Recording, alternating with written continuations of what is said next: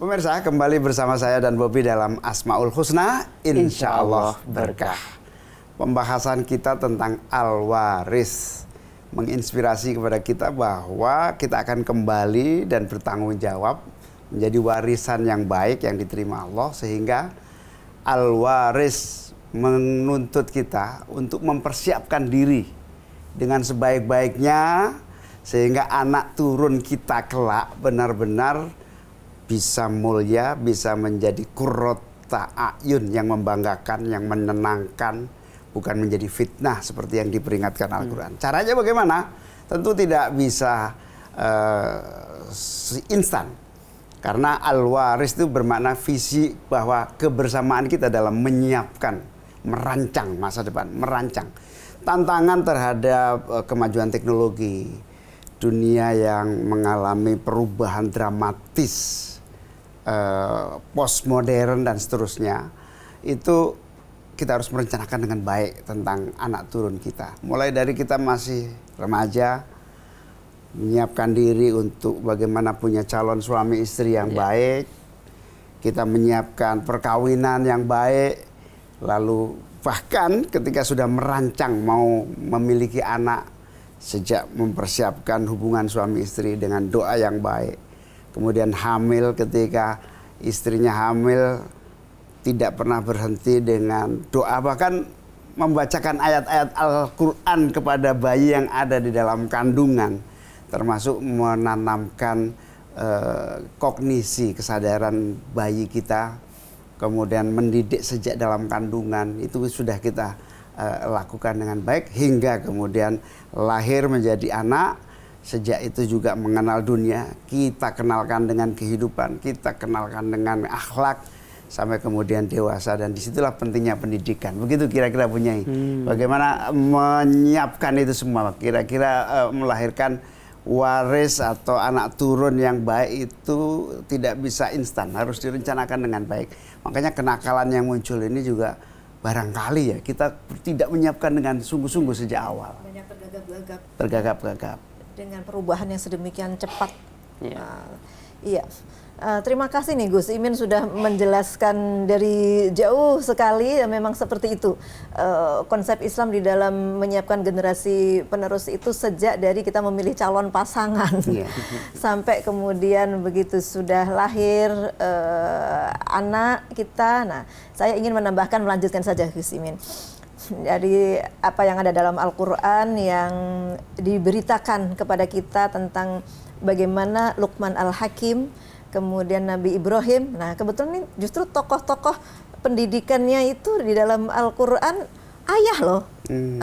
Meskipun nanti ada ayat yang bicara tentang ayah dan ibu, artinya sebetulnya kita penting juga untuk mengoreksi menyiapkan cara ayah yang benar. Iya, menyiapkan ayah dan ibu. Maka parenting ya, bukan mothering. Jadi apa-apa terus kemudian dibebankan ke ibu semua. Tidak. Nggak mudah jadi ayah Bunyai. Ternyata memang tidak mudah. Betul. Dipupuk. Sangat luar biasa, semua tantangannya luar biasa. Nah, kalau kita lihat baik dari ayat-ayat yang bicara tentang pendidikan mauidhahnya Luqman Al-Hakim kepada anaknya, kemudian bagaimana Nabi Ibrahim mendidik dan berelasi dengan Nabi Ismail dalam banyak surat. Saya mencoba membuat highlight dari poin-poin apa sih yang disampaikan Al-Quran. Nah, yang pertama tentu saja ajaran. Ajaran itu sejak dari lahir sampai bahkan nanti mau meninggal, orang tua jangan sampai merasa ketika anaknya sudah dewasa, oh sudah dewasa, sudah urusannya sendiri. Enggak begitu. Bahkan Nabi Yakub itu ketika beliau mau meninggal, anak-anaknya semuanya dikumpulin, ma ta'buduna min ba'di. Setelah aku mati, apa yang akan kamu lakukan? Artinya pendidikan anak itu jangan merasa ketika sudah menikah, oh sudah itu sudah selesai tugas dan tanggung jawab. Kalau pendidikan kenabian seperti itu, gitu ya. Kemudian dari ajaran-ajarannya, kalau dalam Luqman Al-Hakim itu ya satu ya tentang jangan syirik karena syirik itu kezaliman, kemudian menjalankan sholat, berbakti kepada kedua orang tua, jangan sombong, jangan merusak di bumi ini, kemudian bersuara harus santun. Nah itu nilai-nilai itu memang perlu dieksplisitkan. Dan yang memberikan nilai-nilai itu adalah mesti memang orang tua.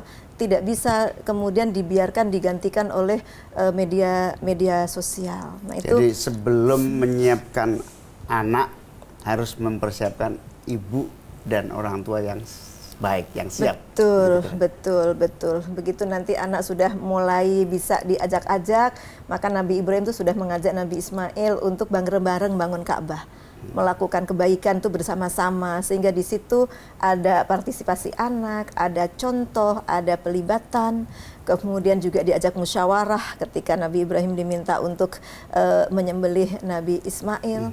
Kemudian ada contoh dari kedua orang tua, dan yang tidak kalah pentingnya juga adalah memilih tempat pendidikan. Nabi Ibrahim dalam surah Ibrahim itu memilih tempat pendidikannya untuk Nabi Ismail justru di tempat yang nggak enak.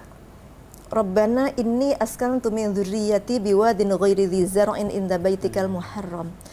Wahai Tuhan kami, sesungguhnya aku tempatkan anakku di padang tandus yang tidak ada tanam-tanamannya, tetapi aku pilih tempat itu karena itu dekat denganmu.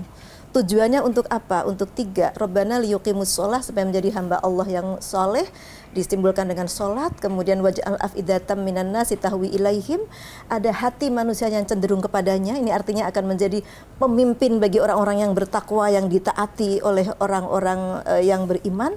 Dan kemudian nggak lupa juga Nabi Ibrahim mendoakan kesejahteraannya, warzuqhum minas samarat, dan berikanlah kepada mereka rezeki supaya apa? Mereka nanti menjadi orang-orang yang bersyukur.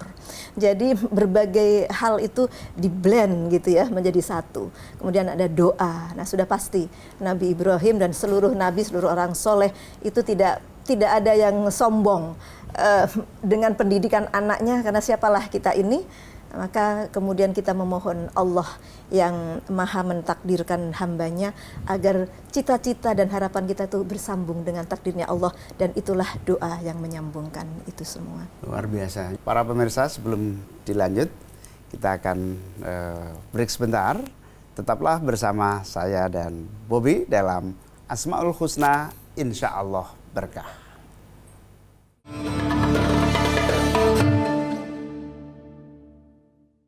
Jelajahi cara baru mendapatkan informasi. Download Metro TV Extend sekarang.